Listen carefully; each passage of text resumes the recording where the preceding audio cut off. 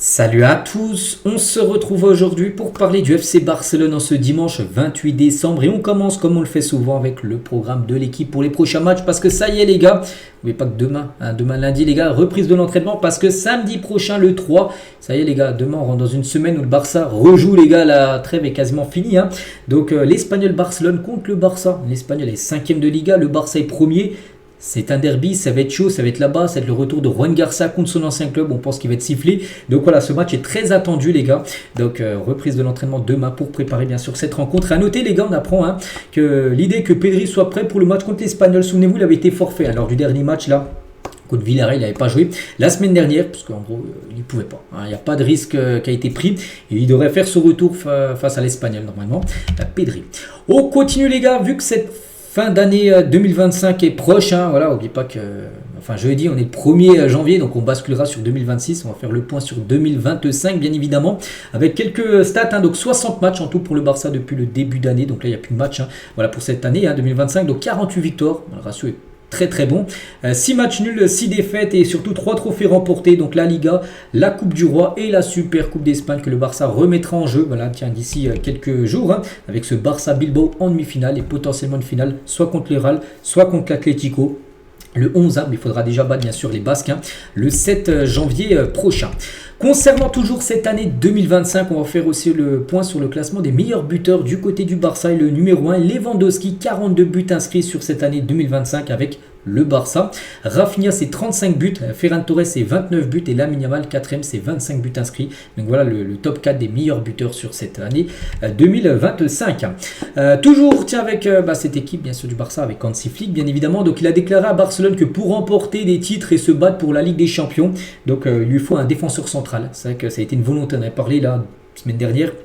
Il a dit qu'avec la longue blessure de Christensen qui devrait être forfait jusqu'à la fin de saison, il aimerait, il a demandé à Deco un nouveau défenseur central. Voilà pour cet hiver, mais pas que le mercato ouvre ses portes jeudi à minuit, vu qu'on arrive le 1er janvier. Donc pendant un mois, tu pourras faire des mouvements de mercato. Donc lui, voilà, ça reste toujours ce qu'il veut. Il veut un défenseur voilà, sur ce mercato hivernal. Concernant Lewandowski, donc après des rumeurs sur l'intérêt de Chicago, Chicago, un club de MLS, on avait parlé là, il y a quelques jours qui était intéressé. Donc Orlando City a également rejoint la course, une autre équipe américaine. Donc en réponse, donc Milan a également tenu une réunion avec l'agent du joueur pour présenter son projet sportif incluant un contrat de 2 ans. Voilà, l'AC Milan, l'AC Milan c'est beaucoup plus prestigieux, on va dire, que Chicago ou Orlando.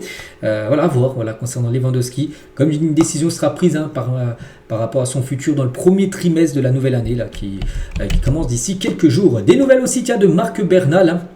Maintenant que Marc Bernal retrouve sa précision de match, qui joue de plus en plus bien sûr, vu que lui il a été longtemps blessé, s'était fait les ligaments croisés, là il revient depuis quelques semaines, donc il va commencer à jouer beaucoup plus au milieu de terrain. Eric Garcia pourra retrouver son poste naturel de défenseur central avec la blessure de Christensen, parce qu'Eric Garcia qui dépannait des fois en pivot, il va retourner en défense centrale, Christensen ne sera plus là, et du coup Marc Bernal aura peut-être plus d'opportunités pour jouer de plus en plus au milieu de terrain. Qu'est-ce que tu veux en 2026, Juan, donc c'est un journaliste qui lui posait ça, donc Juan Laporta bien sûr, donc santé, bonheur pour tous, voilà ce qu'il a pu dire le président du Barça. Donc pour l'année prochaine, ce sera une année particulière pour lui, parce que déjà voilà, il y a les présidents du Barça et surtout il y a les élections qui se tiendront normalement au mois d'avril prochain, où là bien sûr on verra si ce sera encore lui le président ou si un autre présent sera annoncé du côté du FC Barcelone. On continue les gars, on va parler de Rafinha. C'est que depuis son retour il y a à peu près un mois et demi, depuis le match contre Chelsea, souvenez-vous, il était blessé, il était revenu, ça va beaucoup mieux pour le Barça, et c'est que Flick a apporté le soutien public à Rafinha. Flick il avait beaucoup envoyé du soutien, de la force bien sûr à Rafinha quand il n'était pas là, et les Brésiliens réagissent comme un leader du côté de cette équipe. Donc discours, pénalité, menace constante, la confiance gonflait son ego de la bonne manière. Quand Flick lui donne du pouvoir, Rafinha apporte des chiffres au FC Barcelone, de l'intensité, de l'autorité sur le terrain. C'est vrai que voilà, c'est pour ça que déjà, des fois, il a le brassard, bien sûr, de capitaine, et c'est mérité parce que c'est un leader, tout simplement. Tu lui donnes du pouvoir, Flick, il a donné du pouvoir, c'est-à-dire, il le fait de plus en plus jouer, puis il répond avec des chiffres, c'est-à-dire des chiffres, des passes, des buts, des résultats. Et c'est vrai que c'est un sacré joueur, bien sûr, ce Rafinha. On continue, les gars, avec le Barça qui a surveillé le milieu de terrain de 19 ans, Kees Smith. Donc, c'est un joueur de l'AZ Alkmaar au championnat néerlandais. Donc, Chelsea City, le Real et l'Atlético Madrid suivent également le joueur. Une info en provenance de Radio Marca, donc affaire à suivre parce que les plus grands clubs européens s'intéressent à ce joueur, dont le FC Barcelone. Des nouvelles également de Tony Fernandez, un joueur qui a déjà joué quelques fois avec l'équipe première du Barça. Ne pense pas à un transfert ou un prêt en provenance de Barcelone, il ne souhaite pas partir, malgré qu'il joue très peu en équipe première, il est souvent en équipe B. De temps en temps, il est appelé quand il y a pas mal d'absents, il est appelé en équipe première. Son objectif principal est de réussir à Barcelone, de regagner la confiance de Hansi Flick. Je crois qu'il avait joué pas mal à la pré-saison. Lors de la tournée asiatique, il a un peu joué. Mais bon, là, pré-saison, c'est des matchs amicaux. Là, c'est les matchs officiels qui ont été joués depuis plusieurs mois. Et là, c'est qu'il a beaucoup moins joué. Mais lui, il souhaite réussir et rester au FC Barcelone, le jeune Tony Fernandez. On va parler d'un Classico des légendes. Et c'est officiel, il y aura bien un Classico des légendes à Los Angeles en février prochain. À peu près, la date n'a pas encore été dite, mais ça sera février. Ça sera le premier Classico légende qui se jouera aux États-Unis, parce qu'il y en a déjà plein. Des Classico légendes, il y en a un qui avait été joué, je crois, en Asie, là, il y a quelques semaines. Donc les légendes du Barça contre les légendes du Real. Donc il y en a un qui se jouera là aux États-Unis dans quelques temps. On continue avec l'UEFA qui a attribué 9 millions d'euros au club après l'Euro féminin de 2025. Je crois que c'est l'Espagne qui avait gagné bien sûr la compète, donc c'était l'été dernier. Donc Barcelone a été le club ayant gagné le plus d'argent avec 567 000 euros de gains en gros. Parce que l'UEFA, vu que les joueuses ont joué bien sûr en sélection, et plus il y a de joueuses du FC Barcelone et plus elles recevaient de l'argent, enfin le Barça a reçu de l'argent. Donc en gros le Barça a reçu plus de 567 000 euros grâce à l'UEFA par rapport à l'Euro féminin qui s'est joué. On continue avec les joueurs du Barça figurant dans le top 100 masculin du Guardian. Donc Guardian, c'est un journal britannique en gros anglais. Ils ont dévoilé leurs 100 meilleurs joueurs en gros de l'année 2025 qui se finit là.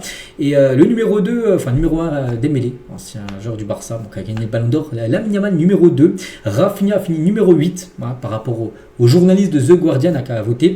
Pedri 10e, Lewandowski 24e ou Pau Cubarsí à la 68e position. On peut voir chaque classement des joueurs qui ont été au moins dans le top 100 des meilleurs joueurs de cette année 2025. Des nouvelles de Pedri également.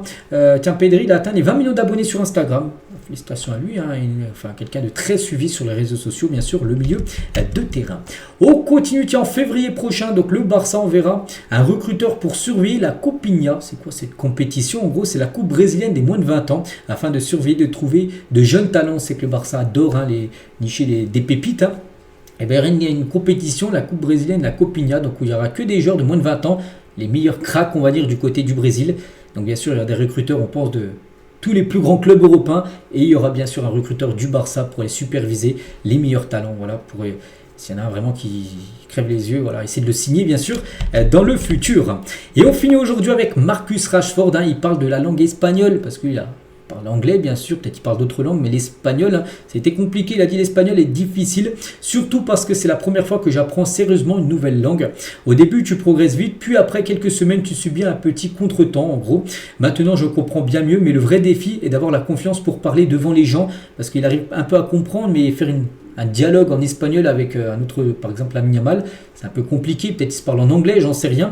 Je dois juste continuer, c'est quelque chose que je voulais faire depuis longtemps et c'est l'occasion parfaite d'apprendre l'espagnol. Oui, si je vais à Barcelone, dans une ville espagnole, donc il n'y aura pas de souci, mais il dit que c'est compliqué. Voilà la langue espagnole pour Marcus Rashford. Donc voilà, on finit avec lui aujourd'hui, voilà ce qu'il y a à dire, j'espère que ça vous a plu. On se retrouve demain lundi bien sûr, pour le prochain numéro. Je vous souhaite une très bonne journée et à demain.